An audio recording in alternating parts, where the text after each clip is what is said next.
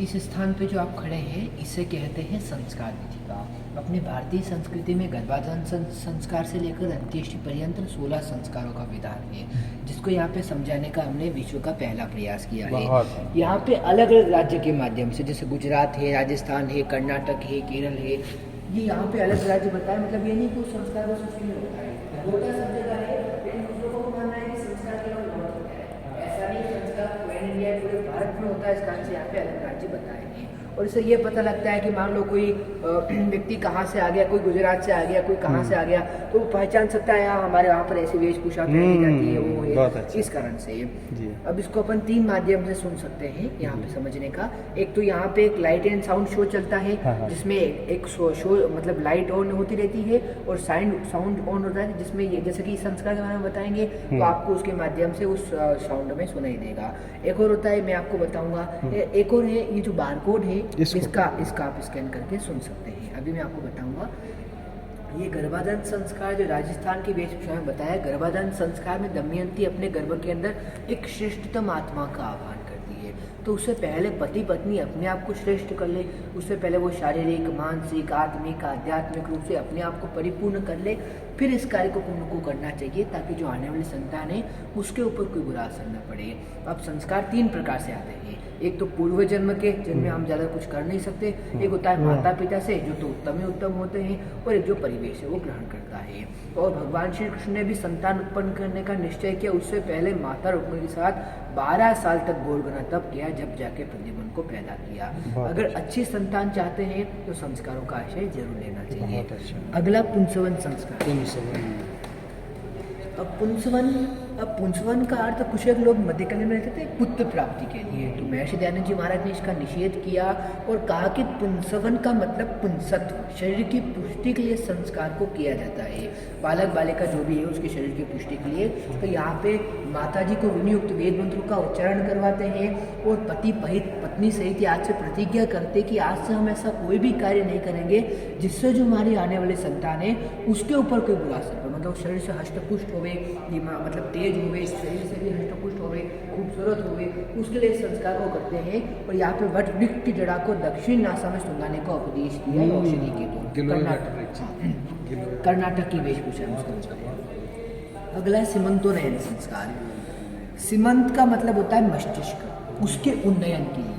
अब कोई व्यक्ति शरीर से बहुत हष्टपुष्ट है, बहुत खूबसूरत है, लेकिन यहाँ पे कुछ नहीं फिर गया मतलब, तो उसके लिए उसका मस्तिष्क भी तेज होना चाहिए, उसके लिए संस्कार को किया जाता है। यहाँ पे 7वें मास में क्या बच्चे का मस्तिष्क जुड़ना शुरू हो जाता है। तो यहाँ पे क्या होता है, माता जी को अच्छा से अच्छा भोजन देना चाहिए। यहाँ पे जब पत्नी 7वें मास में ग्रीक युक्त खिचड़ी खा रही है तो पति उनसे पूछते हैं इसमें क्या देख रही हो। हाँ, तो वो कहती है कि मैं सुप्रजात अर्थात सुसंतान का मुख देख रही हूँ।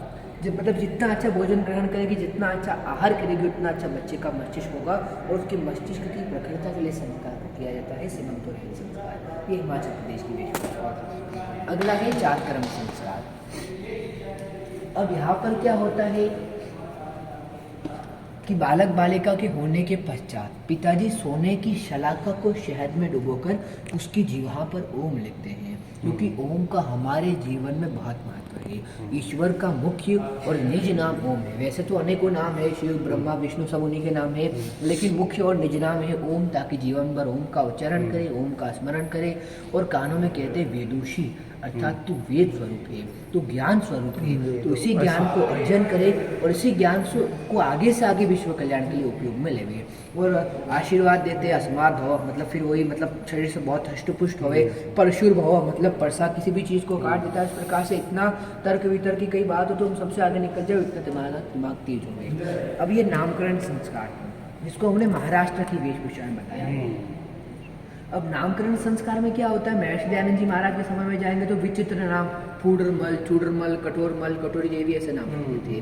तो महर्षि दयानंद जी महाराज ने कहा है कि हमेशा नाम सरल, सुंदर, सार्थक, अच्छे अर्थ वाला होना चाहिए। अब अच्छे अर्थ वाला नाम, जैसे कि एक उदाहरण देते हैं, जैसे कि किसी व्यक्ति का नाम सत्य प्रकाश है और वो झूठ बोल रहा है, तो नाम की तो कदर कर ले, नाम सत्य प्रकाश तो झूठ बोल रहा है, तो जितना अच्छा व्यक्ति को पर नाम होगा तो उतना अच्छा उसके बचेगा। और आजकल तो इसका सफल हुआ है, आजकल तो अच्छे से अच्छे नाम रखने पर ध्यान भी दिया जा रहा है। तो ये निष्क्रमण संस्कार, मणिपुर, जो मणिपुर की वेशभूषा। अब पहली बार बालक बालिका को कोर्ट से बाहर निकालते हैं, उनका प्रकृति से मिलाप करवाते हैं कि अभी ये सूर्य है, ये चंद्रमा है, वो है, और यहाँ पे सब मिलाप करवाते हैं और प्रभु से प्रार्थना करते हैं कि हे प्रभु, कष्ट तो सभी के जीवन में आते हैं, लेकिन हमें कोई पुत्र जनित कष्ट सहना ना पड़े। अब वो क्या हुआ, आजकल तो 2 प्रकार के हो गए, एक तो माता पिता के रहते हैं वो पुत्र का चला जाना, और एक जो उनसे होने वाले कष्ट हैं वो उनको सहना पड़े। यहाँ पे प्रभु से प्रार्थना। अगला अन्नप्राशन संस्कार। अन्नप्राशन संस्कार में बालक बालिका को पहली बार अन्न खिलाया जाता है। तो अन्न में यहाँ पर बताया है कि सात्विक अन्न खिलाए। सात्विक अन्न भी कौन सा हो जो परेशान करके मारपीट के, चोरी का ना हो, रिश्वत का ना हो, अच्छे ढंग से अगर वो सात्विक अन्न आता है वो उसको खिलाए, ताकि क्योंकि आपने कहावत सुनी होगी, आपने तो सुनी होगी, जैसा खावे अन्न वैसा हो मन। तो उस प्रकार से ये बताया गया। ये केरल की वेशभूषा में था।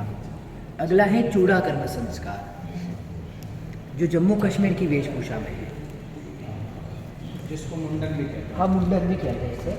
अब यहाँ पर क्या होता है कि बालक बालिका के बाल कटवाए जाते हैं। अब जैसे कि गर्भावस्था के मलिन बाल जिसकी सर की रक्षा कर रहे थे, अब क्या होता है, भारी हो जाते हैं, जिससे बच्चा चिड़चिड़ा हो जाता है। तो बाल कटवाने से क्या भारीपन भी हो जाता है, नए बाल भी तेजी से आते हैं, घने आते हैं। इस कारण से संस्कार को किया जाता है। और यहाँ पे जो नाई है उसमें 4 प्रकार के नाई होने का उपयोग। अब ये चावल किसी ने उल्टा लग दिया शायद, ये चावल के लाख। अब यहाँ पे जैसे कि 4 अवस्थाओं में 4 बालों की वृद्धि थे। पहला और संन्यास। अब यहाँ पे कहा है कि व्यक्ति को बाल के रंग देख के काम करना चाहिए। अब किसी की काले बाल है, तो दौड़ने भागने का काम कर रहा है, उसे हो पाएगा। सफ़ेद बाल वाला कर रहा है तो वो थक जाएगा, लग जाएगी, तो उसको ऐसे कुछ यहाँ पर बताता है। इसमें मतलब वही है कि सबसे पहली अवस्था के बाल जो है वो ये आपके नहीं, जो जौ रखी है ना, जौ के जो ब्राउन होता है सुनहले, उसके बाद उसके कटने, चूड़ाकर्म के बाद उसके बाल जो है वो काले हो जाते हैं। फिर प्रौढ़ावस्था आती है तो उसके बाल उड़द की दाल जैसे हो जाते हैं, आधे पके आधे कच्चे। देन चौथा जो है आपका चावल, बिल्कुल अंत में बिल्कुल सफ़ेद हो जाते हैं। तो ये उसका मुख्य उद्देश्य है कि 4 अवस्था के 4 आपके बाल हो जाते हैं। बहुत अच्छा। इसमें शमी वृक्ष की पत्ती का भी उपयोग होता है। जब अपन इसको काटते हैं तो शमी वृक्ष और दर्भ, इसका 2 चीज़ों का उपयोग। जी आगे बढ़े। ये कर्णवेद संस्कार है, जो गुजरात राज्य की वेशभूषा, जम्मू कश्मीर, ये गुजरात में। अब यहाँ पर क्या होता है कि आजकल प्राय ये समझाया जाता है कि कान छिदवाना तो बस आभूषण पहनने के लिए छिदवाया जाता है, इसके पीछे कोई कारण नहीं है। लेकिन सुश्रुत ने लिखा है, जो फर्स्ट सर्जन है, उन्होंने लिखा है कि यहाँ पर एक विशेष नाड़ी होती है जिस पर छेद अगर कुशल वैद्य करेगा तो हर्निया नाम का रोग जीवन भर नहीं होगा। और हर्निया। और अगर कुशल वैद्य करेगा तो ये बात आ गई। अगर मतलब कोई और करता है तो हाँ, जानकार व्यक्ति जो पहले के टाइम में वैद्य आया करते तो उनको पता है तो कहाँ पर नाड़ी, तो वो छेद करते थे। इस कारण से हर्निया नहीं होता है। अगला उपनयन संस्कार, ये मैं अपने हाथ से करता हूँ बच्चों। अच्छा, ये मतलब आप करवाते हैं? हाँ बिल्कुल। अरे कोई संस्कार ऐसा नहीं तो नहीं। हाँ बोलिए। ये उपनयन संस्कार। उपनयन का मतलब होता है समीप लाना। बालक बालिका को गुरु के समीप लाना। यहाँ पर क्या होता है, बालक बालिका दोनों जनेऊ धारण करते हैं, फिर गुरुकुल के लिए। अब यहाँ पे क्या होता है, कुछ लोग कहते हैं कि बालिका जनेऊ धारण नहीं कर सकती, कुछ कहते हैं वेदों में लिखा है कि बालिका जनेऊ धारण नहीं कर सकती, तो ऐसा कहीं पर नहीं लिखा है। बालक बालिका दोनों जनेऊ धारण करते हैं और वो शिक्षा लेने के लिए। यज्ञोपवीतम परमं पवित्रम प्रजापतेर्यस्य सहजम पुरस्तात् आयुषम अग्रम प्रतिमुंच शुभ्रम यज्ञोपवीतम बलमस्तु तेजा। प्रजापतेर्यस्य सहजम पुरस्तात्, सब प्रजाओं के सहजता से पहनने योग्य वेद का आदेश है। ये वेदारंभ संस्कार, वैसे थोड़ा इसको अलग बता दिया हमने। वेदारंभ संस्कार बालिका का गुरुकुल का पहला दिन है। यहाँ बालकों को गुरुकुल बताया है। यहाँ पे शिष्य जो है वो हाथ में संविधा लेके खड़ा है और कह रहा है कि हे गुरु, मैं तो इस संविधा की तरह हूँ जिसमें ज्योति नहीं है। आप ज्ञान से उज्जवल हो रहे, दीप्तिमान हो रहे हैं, तो मुझे भी आप ज्ञान से दीप्तिमान कर दीजिए।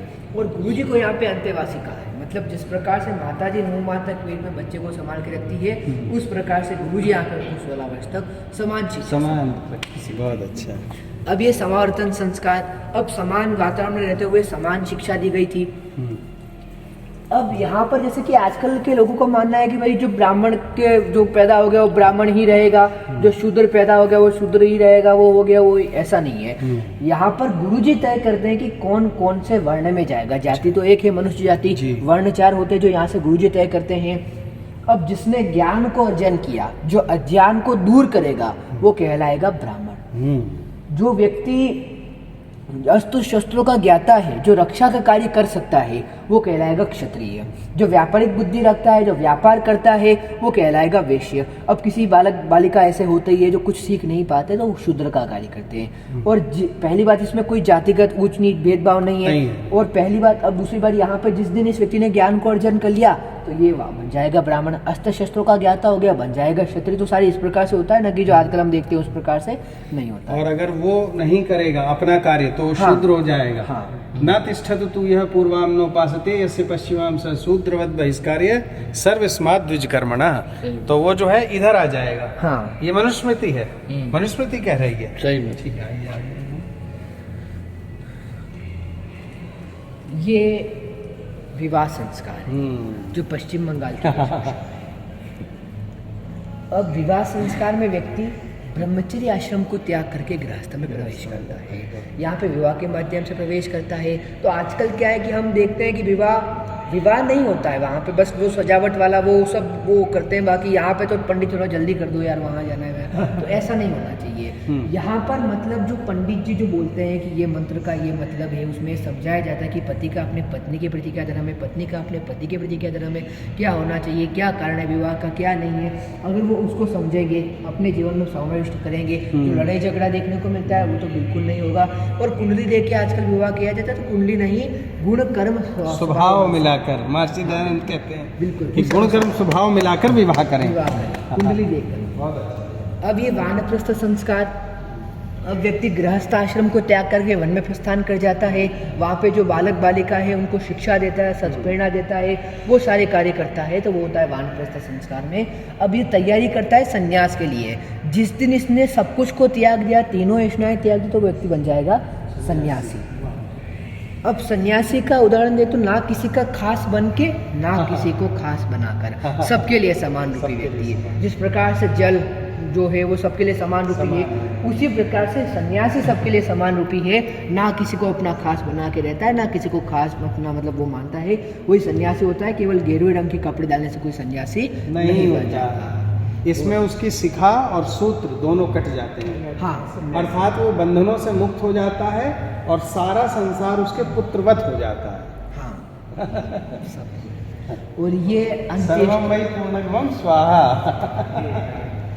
ये अंत्येष्टि। अब अंत्येष्टि संस्कार में यहाँ पे किया जाता है, तो कुछ लोग पूछते हैं भी अंत्येष्टि संस्कार क्यों किया जाता है।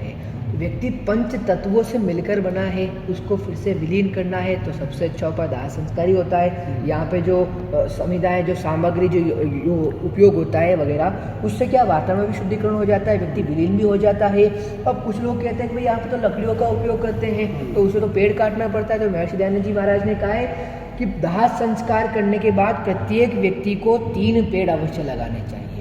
और कुछ लोग कहते हैं कि महिला दाह संस्कार में नहीं जा सकती, तो ऐसा कौन सा ग्रंथ जिसमें लिखा महिला दाह संस्कार में नहीं जा सकती, वो भी जा सकती है। लेकिन जहाँ तक अधिकार की बात है, वो जा सकती है। लेकिन हाँ, एक कारण मान सकते हैं, महिला को हृदय पुरुष के मुकाबले कोमल होता है, वो अपने सामने किसको जलता हुआ नहीं देख सकती, इस कारण से वो दृश्य को सहन नहीं कर पाती, इस कारण से नहीं जाती। बात की जहाँ तक अधिकार की बात है, महिला भी दाह संस्कार में अगर कोई मन की मजबूत है तो कार्य कर सकती है। कोई पुरुष भी ऐसे होते हैं। एक उसका एक तरीका ये भी है कि भाई वो जाकर के दाह कर्म करेगा, तो इधर घर कौन साफ करेगा, भाई घर को भी तो शुद्ध करना है अपने को। तो वो पुरुष वर्ग चला गया दाह संस्कार करने में, क्रिया तो बटी हुई है। जैसे मनुष्य कमाने जाता है और स्त्री जो है वो घर में क्या करती है, घर में चूल्हा चौका करती है। तो इसी तरह अब दाह संस्कार करना है, तो दाह संस्कार की करने की क्रिया विधि करेगा कौन, पुरुष। और तब तक घर की सफाई कौन करेगा, अगर सब चले गए तो घर की सफाई कौन करेगा। तो जब तक वो उस कर्म को करके आएंगे, तब तक स्त्रियां घर को साफ सुथरा कर देंगी, ताकि घर में आने के बाद पुनः यज्ञ संपन्न किया